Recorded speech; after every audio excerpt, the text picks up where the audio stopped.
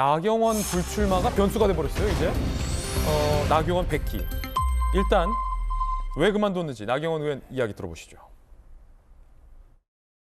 저는 이번 국민의힘 전당대회에 출마하지 않습니다. 우리 당의 분열과 혼란에 대한 국민적 우려를 막고 화합과 단결로 돌아올 수 있다면 저는 용감하게 내려놓겠습니다. 출마로 결정을 하신 가장 중요한 이유가 뭘까요? 당을 사랑하는 마음으로 솔로몬 재판의 진짜 엄마의 심정으로 제가 그만두기로 결정했습니다. 앞으로 전당대회에 있어서 제가 어떠한 역할을 할 공간은 없다. 솔로몬 엄마의 심정으로 그만둔다고 밝혔습니다. 내가 진짜 엄마인데 자꾸 내 아들 갖고 자기 아들이라고 하니까 내가 포기한다라는 의미인 것 같습니다. 누가 아들이라는 건지는 상당히 궁금합니다. 그런데 나경원 전 의원 주변 안팎에서는 캠프 사무실까지 알아봤다. 그런데 후보 본인이 그만두기로 했다. 의아합니다. 조금 더 들어가 보죠. 연휴 중 선거 캠프 사무실 임대 계약 알아보고 주요 캠프 인선도 마친 상황이란 거예요. 그제 오후 회의 후에 돌연 불출마를 결심. 노안으로 투병 중인 부친 반대 영역이다라고 얘기하지만 설 연휴 동안 많은 원로도 불출마를 권유했다라는 이야기도 나옵니다. 그런데 또 이회창 전 대표는 나가라라고 출마를 권유했다라는 또 다른 언론 보도도 있어서 돌연 나경원 전 의원이 그제 오후에 불출마를 결심한 이유에 대해서 주변 참모들도 조금 의아해하는 듯한 분위기도 있습니다.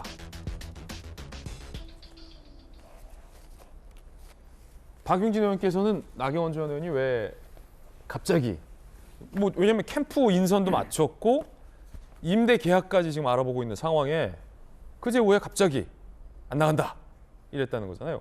왜 그랬을까요? 저는 나경원 의원 개인은요 좀 싱거운 사람 돼버렸고요, 웃기는 사람 돼버렸다고 생각합니다. 어제 불출마 결정을 내렸다고 할 때 이제 뉴스로 들을 때와 지금 영상으로 볼 때 느낌이 확 다른데요. 뉴스로 들을 때는 좀 측은한 마음도 있었어요. 근데 지금 영상으로 보니까 측은한 마음도 하나도 없어요. 이게 불출마하겠다는 사람이 무슨 당사에서 기자회견을 잡아가지고 저렇게 당당한 목소리로 표현을 뭐라고 그랬더라? 용기 있게 내려놓겠습니다잖아요. 용감하게 내려놓겠습니다. 용감하게 도망치겠습니다라고 하는 얘기를 저렇게 당당하게 하는 거잖아요. 조금도 저는 이렇게 이 문제와 관련해서 그러니까 좀 안 됐다 하는 그런 말씀 드리기가 어려울 것 같아요. 이거 절대 저를 예전에 명예훼손으로 걸었기 때문에 이렇게 드리는 말씀이 아니고 정치하는 사람으로서 그런 생각이 들고, 근데 중요한 건 저 그거라고 봐요. 나경원이라고 하는 정치인의 선택과 그 행동 반경을 보면 엉뚱한 사람이 이상한 일을 한다 이렇게 얘기할 수 있지만, 이거 사실은 여러분 저는 윤석열 대통령의 여당 난입 사건이라고 봐요. 사실상의 난입 수준의 윤석열 사당화 과정이라고 보거든요. 언제부터 봐야 되느냐면 이준석 당대표 찍어내기 과정 앤드 전당대회 룰 변경 과정, 100% 당식으로 바꿨잖아요.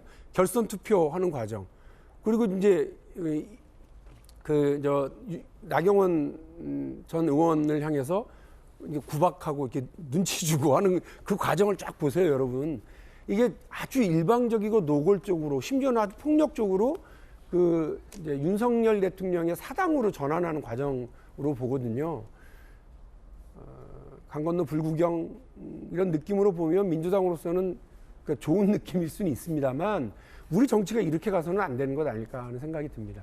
저 게다가 조금 놀랬던 건 이 과정에서 대통령실의 나경원 의원 비토 이 분위기가 확실해지니까 이와 관련해서 이른바 초선 의원 50명이 들고 일어나가지고 문제를 제기하고 나경원 의원에 대해서 공격적인 성명을 거칠게 내고 하는 걸 보면서, 아니 왜 이런 문제에 초선 의원들이 누구 하나 소신 있게 아니 왜 저 대통령실에서 이래라 저래야 합니까? 그러면서 용기 있게 얘기하는 사람은 없이 이런 집단 행동을 하는 걸 보고 참 너무 빨리 여당의 어떤 안 좋은 모습만 보이고 있다라는 생각까지 들었어요. 그러니까 나경원 의원을 향한 쪽으로 시선을 잃어버리면 이 사태의 본질, 윤석열 대통령의 여당 사당화를 위한 전당대회 난입 사건, 이것에 대한 본질을 잃어버릴 가능성이 있어서 제가 콕 찍어서 말씀을 드립니다. 이양수 의원께서는 어떻게 보십니까?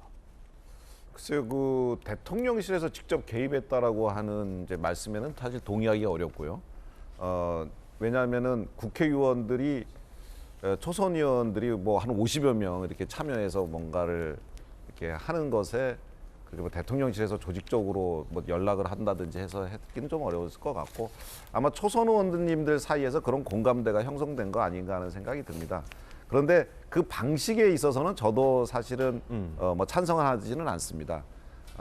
뭐 개별적으로 연락들을 한다든지 아니면 뭐 의사 표현할 수 있는 여러 가지 방법이 있는데 이렇게 그 뭐 이제 서명 날인을 통해서 한 것은 나경원 대표를 상당히 어렵게 만드는 일이었고 궁지로 좀 모는 것이었고 아마도 나경원 대표하고 국회의원 생활을 같이 안 해봐서 좀 다소 냉정할 수 있는 분위기가 아니었나 그런 생각도 좀 드는데 어쨌든 또 당원들 사이에서 이제 그리고 초선 의원들 사이에서 나경원 대표께서 이제 그 말씀하시는 과정에서 좀 대통령실에 그 대통령의 발언을 좀 곡해할 수 있게 만든 그런 부분 때문에 그렇게 한 것 같아요. 그런데 앞으로는 좀 더 민주적이면서도 세련된 방법으로 그런 것들을 의사 표현을 하고 전달했으면 좋겠고 나경원 대표는 우리 당의 훌륭한 자산입니다. 뭐 이번 선거 불출마를 통해서 뭐 정치적 생명이 끝났다라고 보여지지는 않고요. 우리 당에서 오랫동안 정치를 하고 하면서 갈고 닦은 재원이기 때문에 앞으로도 언제 또 다시 필요할 때 쓰여질 그런 제목이다 이런 생각이 들고 이번 전당대회에 있어서는 사실 저는 전당대회 선관위원으로서 이제 중립을 지켜야 되는 입장이지만 한편으로는 흥행에도 성공을 좀 해야 됩니다.